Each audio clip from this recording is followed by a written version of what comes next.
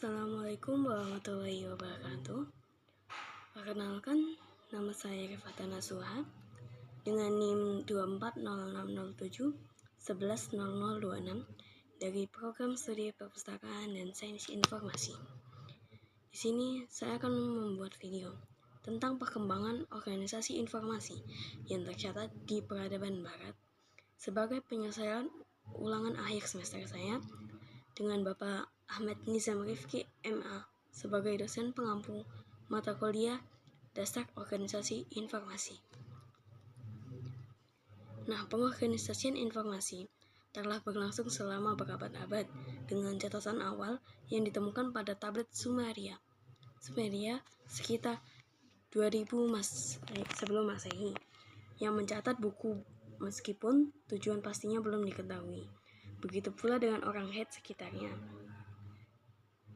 yang menggunakan kolofon untuk mencatat informasi bibliografi dalam bentuk yang lebih terorganisir. Nah, perpustakaan Asurbanipal pada 650 sebelum Masehi juga menunjukkan pentingnya pengaturan informasi untuk memastikan akses yang efisien terhadap koleksi yang ada.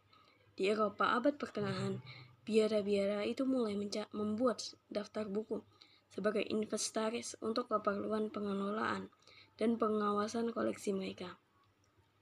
Nah, di perkembangan sistem katalog awal pada abad ke-14 itu mulai berkembang dengan adanya katalog Sorbonne pada tahun 1338 dan proyek Registrum Librorum Angliae yang mengkodekan koleksi perpustakaan biara-biara di Inggris. Salah satu inovasi yang signifikan muncul pada abad ini adalah penggunaan referensi silang dalam katalog. Selanjutnya, revolusi mesin cetak dan bibliografi. Penemuan mesin cetak oleh Johannes Gutenberg pada 1455 itu membawa perubahan besar dalam pengorganisasian informasi karena memungkinkan publikasi karya-karya yang identik menggantikan salinan manuskrip unik. Hal ini menciptakan kebutuhan baru untuk kontrol bibliografi. Dengan itu, Johannes Tienhemius, yaitu seorang bibliografer Jerman, memajukan kontrol bibliografi dengan menyusun bibliografi secara kronologis dan menambahkan indeks penulisan alfabetis. Selanjutnya, inovasi dalam katalogisasi pada abad ke-16 dan 17. Abad 16, Konrad Kaiser menerbitkan bibliografi pengarang dan indeks subjek yang lebih sistematif pada 1595. Nah, Andre Manuskrip itu menyusun katalog buku cetak Inggris dan memperkenalkan beberapa konvensi baru, termasuk mencatat nama keluarga terlebih dahulu dan menyediakan entry berdasarkan nama penulis subjek dan penerjemah. Pada awal abad 17, Sir Thomas Bodley itu membangun kembali perpustakaan Universitas Oxford dan menetapkan pentingnya katalog yang terorganisasi dengan baik dengan indeks penulis berdasarkan nama belakang dan entry analitis untuk membantu dalam akuntansi dan pengelolaan koleksi perpustakaan.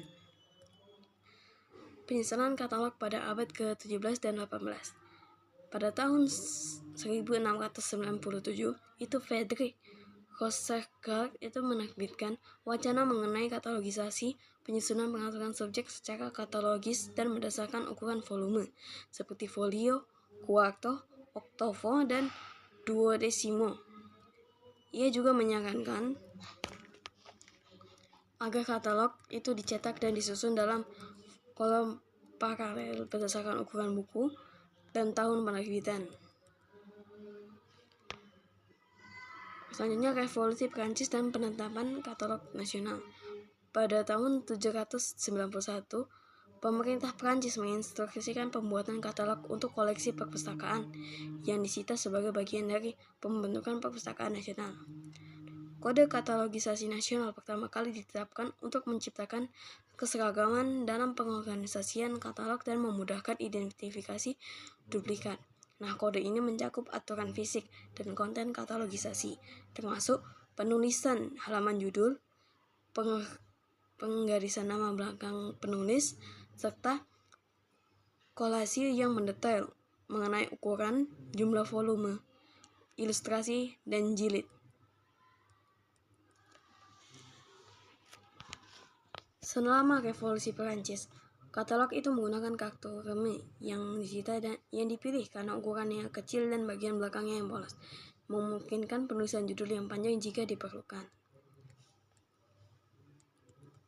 Katalog kartu yang dikembangkan selama Revolusi Perancis memang tidak dimaksud untuk konsumsi publik, namun ia menjadi tonggak penting dalam standar katalogisasi yang kemudian mengarah pada penggunaan kartu katalog di seluruh dunia. Meskipun kontroversi mengenai sistem katalogisasi, khususnya mengenai klasifikasi dan versus kamus atau alfabetis, memanas dengan argumen yang berkembang di kalangan pustakawan dan akademis. Selanjutnya, Anthony Panizzi dan reformasi katalogisasi di Inggris. Salah satu tokoh penting dalam perkembangan katalogisasi itu adalah Anthony Panizzi, seorang pengacara dan pengungsi Italia yang diangkat sebagai penjaga buku cetak di British Museum pada tahun 1837. Pada 1836, sebuah komite di House of Commons ditugaskan untuk menyelidiki pengelolaan British Museum, termasuk pengelolaan katalog dan pengkatalogan. Dalam sidang tersebut, banyak saksi memberikan pandangan mereka tentang katalog, dan beberapa di antaranya mengajukan keberatan terhadap entry-entry yang ada. Namun Panizzi berhasil meyakinkan komite untuk menerima pandangannya mengenai katalogisasi, yang kemudian dituangkan ke dalam aturan dalam penyusun katalog dan dikenal dengan nama 91 aturan. Nah, aturan ini diterima secara resmi pada tahun 1839 dan diterbitkan pada tahun 1841 dalam The Catalogue of Party Book in the British Museum. Selanjutnya, Charles Coffin, Jewett dan pengaruhnya di Amerika. Di Amerika Serikat, katalogisasi terhadap tantangan serupa sebelum abad ke-19 itu di Amerika tertinggal dibandingkan dengan Eropa.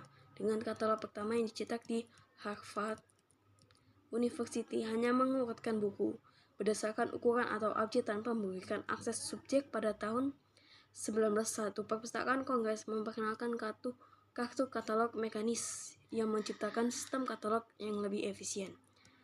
Charles Coffin Jewett, seorang pustakawan Amerika, itu memainkan peran penting dalam katalogisasi di Amerika Serikat sebagai pustakawan Smithsonian Institution dan Perpustakaan Umum Boston. Jewett mengembangkan kode katalog pada tahun 1850 yang dipengaruhi oleh 91 aturan Panizzi. Meskipun Jewett menyimpang sedikit dari aturan Panizzi, ia tetap mengedepankan konsep pengarangan korporat yang sebelumnya ditolak oleh Panizzi di British Museum karena tekanan politik dan administrasi.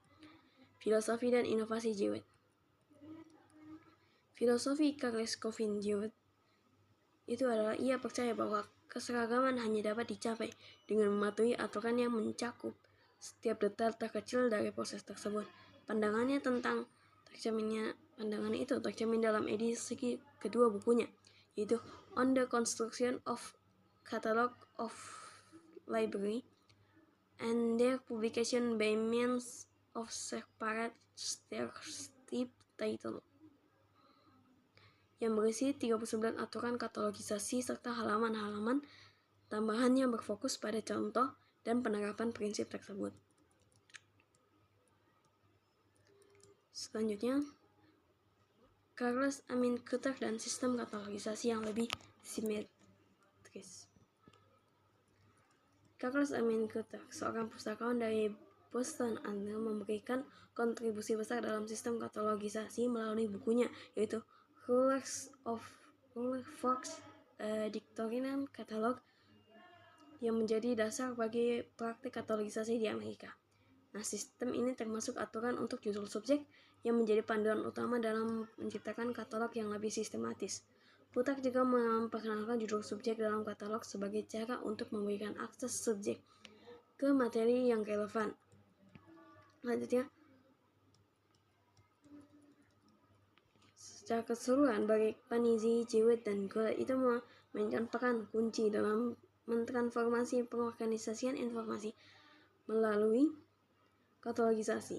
Sistem dan prinsip mereka itu yang mereka kembangkan menjadi landasan bagi pengelolaan informasi di perpustakaan modern dan mendorong pergeseran melalui katalog yang lebih efisien, terstruktur, dan dapat diakses. Abad ke-20, perkembangan katalogisasi itu semakin pesat dengan penulisan kode-kode katalog internasional yang membawa standar dan keseragaman dalam proses katalogisasi di berbagai perpustakaan. Pada 1920-an, sekelompok pustakawan Amerika berkontribusi dalam penulisan kode Vatikan yang diterbitkan pada tahun 1931 dalam bahasa Italia. Sebagai respon, Inggris dan Amerika itu mulai merencanakan edisi terbaru dari kode 1908 pada tahun 1930-an. Namun upaya ini terhambat oleh Perang Dunia Kedua setelah American Library Association melanjutkan penyusunan edisi kedua tersebut yang dipublikasikan pada tahun 1941. Hingga abad titik ini, ELA itu merevisi aturan katalogisasi dan menerbitkan LA Rules for Cataloging of Author and Title Entry pada tahun 1949. Dan kode ini masih dianggap legislasi karena berfokus pada aturan ketat dan prosedur yang rumit. Nah, untuk memperbaiki masalah ini, ALA itu menugaskan Seymour Luber pada tahun 1951 untuk melakukan studi kritis terhadap aturan katalogisasi. Nah, Luptesia ini berpendapat bahwa katalogisasi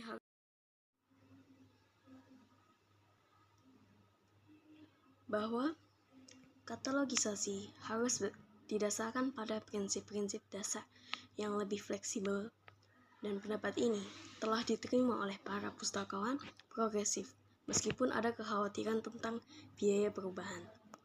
Pada 1961, Konferensi Internasional tentang Prinsip Katalogisasi di Paris menghasilkan Prinsip Paris yang juga dikenal sebagai Prinsip IFLA yang mengarah pada pembentukan standar katalogisasi internasional yang lebih seragam dan menyeluruh. Tahun 1974, International Standard Bibliographic Description atau ISBD itu diterbitkan untuk meningkatkan pertukaran informasi bibliografi secara internasional dan menetapkan standar untuk elemen-elemen bibliografi dan urutan elemen tersebut. Nah, edisi kedua dari AACR itu mengalami beberapa revisi pada tahun 1988 dan pada tahun 1998 dengan pembaruan besar terakhir pada tahun 2002 yang didistribusikan pada 2003 dan 2005. Pada tahun 2010, standar katalogisasi baru atau RDA Resource Description and Access itu diterbitkan untuk menggantikan AACR 2. Nah, meskipun pada penerapan RDA ini sempat tertunda, akhirnya penerapan ini diadopsi oleh Perpustakaan Nasional pada tahun 2013. Yang selanjutnya, akses subjek dan klasifikasi pengetahuan. Dalam hal akses subjek, pustakawan telah berusaha mengadaptasi berbagai sistem klasifikasi pengetahuan yang dikembangkan oleh filsuf zaman kuno seperti Callimachus, Plato, Aristoteles, dan Bacon. Namun Carlos Goddard itu merupakan figur penting yang membawa akses subjek menjadi lebih sistematis dalam katalog. Hanya klasifikasi perpustakaan di Amerika. Liberation of Congress atau LC itu menggunakan sistem pengelompokan berdasarkan urutan buku pada awal 1800-an. Namun setelah perang 1812 dan kebakaran besar yang menghancurkan banyak koleksi perpustakaan, Thomas Jefferson itu menyumbangkan koleksinya yang terdiri dari sekitar 648 6.487 buku kepada Kongres. Jefferson mengadopsi sistem klasifikasi yang terinspirasi oleh sistem Bacon-Alembert yang terdiri dari 44 kelas utama dan untuk mengklasifikasi koleksi. Meskipun sistem ini membantu mengorganisasi koleksi perpustakaan pada masa itu, koleksi yang berkembang pesat memerlukan skema klasifikasi yang lebih mendalam dan terperinci. Akhir abad 19, LCI merasa bahwa sistem klasifikasi yang sudah tidak lagi memadai. Mereka menyadari bahwa sistem yang digunakan Jefferson itu sudah ketinggalan zaman dan memerlukan pembangunan yang lebih mendalam. Sistem klasifikasi desimal Dewey itu sudah mencapai edisi kelima, namun sistem ini terus berkembang. Pada saat yang sama, Charles Ammenkoter itu mulai mengembangkan sistem klasifikasi baru yang dikenal dengan nama klasifikasi ekspansif atau EC, yang menggunakan huruf-huruf alfabet untuk membuat skema yang lebih fleksibel dibandingkan dengan sistem sebelumnya yang berbasis angka. Kesimpulannya, di sini kita melihat adanya penyatuan jalur ilmu informasi dan jalur ilmu pengusahaan yang sebelumnya berkembang secara terpisah. Sebagian orang melihat adanya jurang pemisah yang lebar antara ilmu informasi dan ilmu perpustakaan. Tetapi keduanya tertarik dan bekerja pada pengorganisasian informasi seperti yang kita lihat pada selanjutnya, dan perbedaannya menjadi semakin tidak jelas karena teknologi dan infrastruktur informasi kita yang terus-menerus saling terkait. Demikian presentasi saya kali ini. Lebih dan kurangnya saya mohon maaf. Wabillahi taufiq wal hidayah. Wassalamualaikum warahmatullahi wabarakatuh.